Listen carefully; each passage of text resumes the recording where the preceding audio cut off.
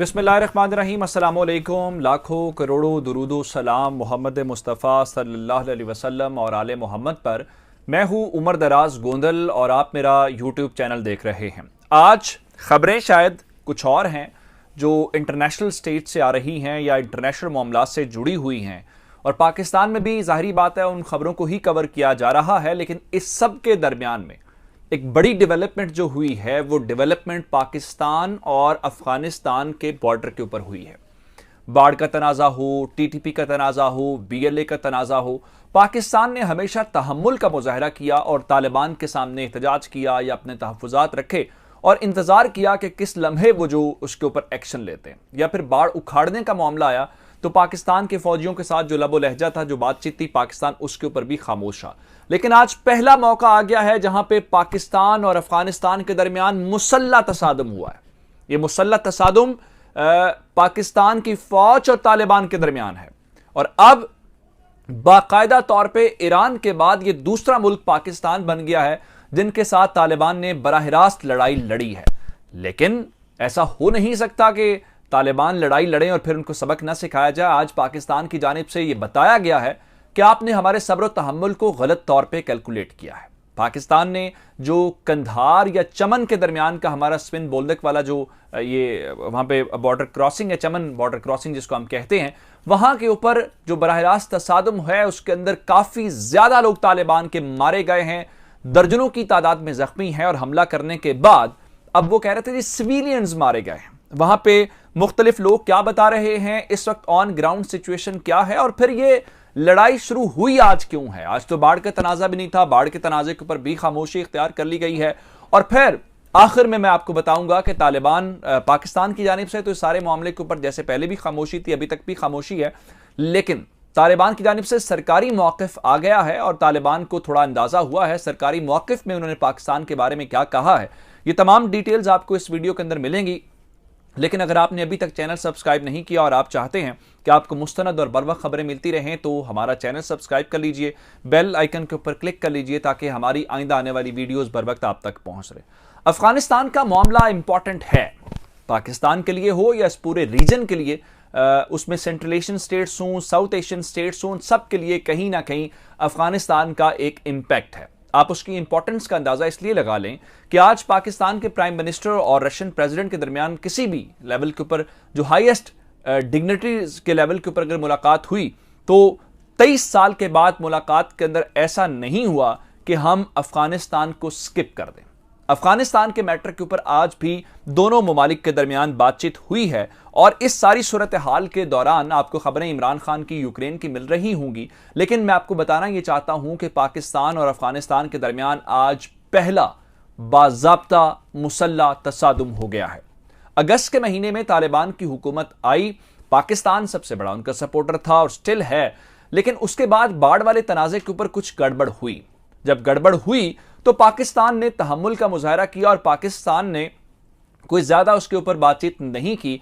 डीजीआईएस पर एक बार जरूर बोले और कहा कि अमन की बाढ़ है, ये तकसीम करने वाली बाढ़ नहीं है। फिर पाकिस्तान के नेशनल सिक्योरिटी एडवाइजर गए तो बाढ़ के मामले के ऊपर बातचीत की और टीटीपी वाले मामले के ऊपर बातचीत की, लेकिन खुल के पाकिस्तान ने पब्लिक लेवल के ऊपर कोई गुस्से का इजहार नहीं किया। हमारी ख्वाहिश थी कि बातचीत के जरिए मसला हल हो जाए।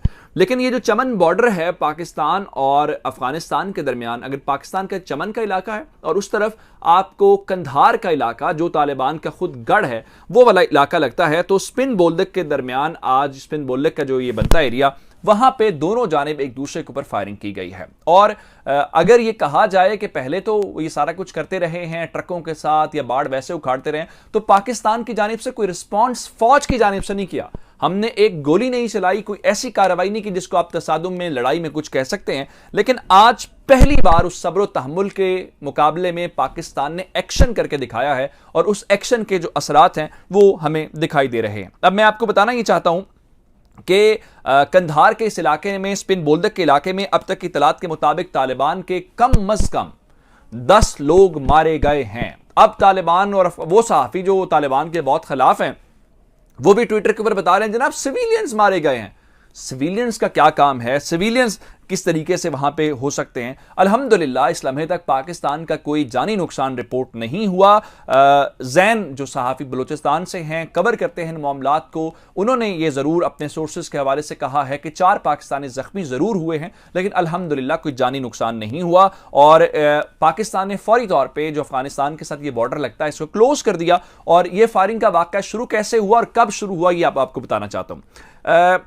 दिन 12 बजे ये वाक़या शुरू हुआ है फायरिंग का, और उनके मुताबिक जो मुख्तलिफ सहाफ़ी हमें वहाँ से बता रहे हैं, असर तक यानी मगरिब से पहले दिन ढलने से पहले तक ये फायरिंग का जो सिलसिला है वो जारी रहा है। और इस वक्त ये बताया गया है कि बाढ़ के तनाज़े के ऊपर तो लड़ाई चूंकि हुई नहीं थी, हमारी तरफ से तो कोई ऐसी कोशिश नहीं हुई थी। तो अब बता रहे हैं लोग कि जो तालिबान के लोग जो ज़ख्मी हुए हैं, जो दर्जनों की तादाद में हैं, उन्हें कंधार के अस्पताल में मुंतकिल किया गया है और वहाँ पे उनका जो इलाज मुआलजा है वो जारी है। अब इस बात के ऊपर आ जाते हैं जनाब कि ये सूरत हाल तो बताएंगे कि ताज़ा तरीन क्या है। सबसे पहले ये जानने की कोशिश करते हैं कि आखिर ये इस लम्हे तक बात गई क्योंकि आज तालिबान को पहली बार जानी नुकसान उठाना पड़ा। तो हमारे पास जो इत्तलात हैं उसके मुताबिक जो पाकिस्तान का अपना बॉर्डर का यानी ये ड्यूरेंट लाइन का मामला नहीं है। हम ये नहीं कह रहे कि हम बाढ़ लगा रहे थे तो तालिबान ने कहा जी चूंकि ये बाढ़ वाला मामला तयशुदा नहीं है तो ये है वो नहीं। पाकिस्तान अपने बॉर्डर वाली साइड के ऊपर जो है वो एक मिलिट्री चेक पोस्ट जो है वो कायम कर रहा था, और उसकी तामीर के दौरान जो तालिबान के जंगजू हैं उन्होंने फायरिंग की है। जब उन्होंने फायरिंग की है तो फिर पाकिस्तान ने रिटेलिएट किया है, और रिटेलिएट करने के जवाब में फिर जो उनके साथ हुआ है वो मैंने आपको बता दिया है कि 10 लोगों की इस वक्त हमारे पास खबर है कि उनके लोग जो हैं वो मारे गए हैं। अब उसके बाद कुछ जो वीडियोस और जो तस्वीर और जो खबरें वहाँ से आ रही हैं, जो फ्रेश अपडेट्स हमारे पास हैं वो ये हैं कि तालिबान ने वहाँ पे ताज़ा दस्ते मंगवाए हैं और उनके दस्ते आते हुए देखे गए हैं। और उसके बाद जो है जो बख्तरबंद गाड़ियां हैं, जो टैंक्स हैं और उनकी जो दीगर गाड़ियों के अंदर मुसल्ला लोग हैं वो बॉर्डर की तरफ आते हुए देखे गए हैं, जिसका मतलब ये है कि इन्होंने वहाँ पे इजाफी नफरी या इजाफी फ़ौज जो है वो बुला लिया। अफ़गानिस्तान के जो सहाफ़ी हैं वो बता रहे हैं कि फायरिंग का जो सिलसिला है वो वक्फे से जारी है और कहीं ना कहीं जो फायरिंग है वो होती हुई दिखाई दे रही है, लेकिन ओवरऑल अब सूरत हाल पहले से बेहतर है। अब आते हैं कि पाकिस्तान की जानिब से इस लम्हे तक इसके ऊपर कोई ऑफिशियल वर्ड्स नहीं आए। पाकिस्तान खामोश है कि आया फायरिंग का वाक़या पेश आया या नहीं आया। ये मुख्तलिफ जर्नलिस्ट अपने सोर्सेज के हवाले से वहाँ से हमें उन्होंने बताया है, हमने कन्फर्म किया है कि ये वजूहात ही हैं जिस बुनियाद के ऊपर लड़ाई शुरू हुई है। बाढ़ का तनाज़ा इस बार नहीं था, ना ही कोई और तनाज़ा टीटीपी वाला था। हम अपने इलाके में जो चेक पोस्ट कायम कर रहे थे उसके ऊपर उन्होंने ये किया है तो हमने उसका जवाब दिया। अब अफगानिस्तान ने इसके ऊपर सरकारी तौर पर मौक़िफ़ दिया है और वो सरकारी मौक़िफ़ ही मैं आपसे शेयर करना चाहता हूँ कि जब पाकिस्तान कार्रवाई करता है, एक्शन लेता है, तो फिर ये उसको लोकल इंसिडेंट कह देते हैं, लेकिन जब तकरीरें करने की या बाकी बातें आती हैं तो फिर उससे इनका बिल्कुल मौक़िफ़ अलग होता है।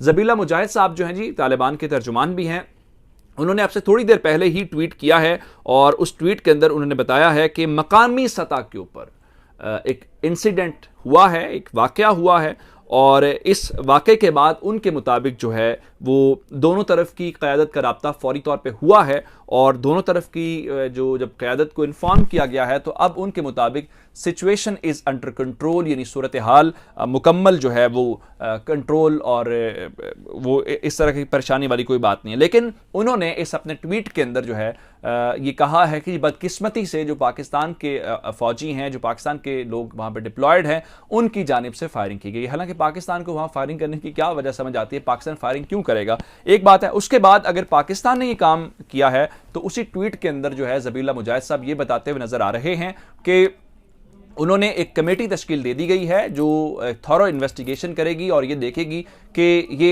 वाक़या कैसे पेश आया, जिससे आपको अंदाज़ा हो जाता है कि ये एक कॉन्ट्राडिक्टरी ट्वीट है जिसके अंदर वो कह रहे हैं कि जानिब पाकिस्तान के ऊपर इल्ज़ाम लगा रहे हैं और दूसरी जानिब अगर वो थॉरो इन्वेस्टिगेशन अभी होनी है तो उस इन्वेस्टिगेशन से पहले उन्होंने कैसे ये फैसला कर लिया कि फायरिंग पाकिस्तान की तरफ से हुई है। अगर इन्वेस्टिगेशन होनी है तो फिर इसका मतलब यह है कि वहाँ पर कोई गड़बड़ है। लेकिन इस सारी सिचुएशन के दौरान जो असल बात है वो ये है कि पाकिस्तान का जो अब वो सब्र का पैमाना लबरेज हुआ क्यों है। उसकी वजह यह है कि आप अपने रवैये से और अपने बिहेवियर से पाकिस्तान को इस पोजीशन के ऊपर लेके आए हैं कि आपने ट्रकों के साथ हमारी बाढ़ उखाड़ी, पाकिस्तान खामोश रहा। आपने टीटीपी को पनाह दी, पाकिस्तान खामोश रहा। आपने बीएलए को पनाह दी, पाकिस्तान खामोश रहा। लेकिन आखिर पाकिस्तान कब तक खामोश रहता? जल्द या बदेर ये कार्रवाई होनी ही होनी थी और ये कार्रवाई अब हो गई है। तो जाहिर बात है तालिबान को खुद भी इसके ऊपर सोचना चाहिए। आज ये पाकिस्तान का पहला जवाब था और पहला जवाब कैसे है उसकी डिटेल्स मैंने आपके सामने रख दी है, बाकी फैसला आप खुद कर लीजिएगा। मुझे उमर दराज गोंदल को फेसबुक, ट्विटर, इंस्टाग्राम के ऊपर फॉलो कर सकते हैं। मेरा यूट्यूब चैनल सब्सक्राइब कीजिएगा। आपकी समातों का बहुत शुक्रिया। खुदा हाफिज़।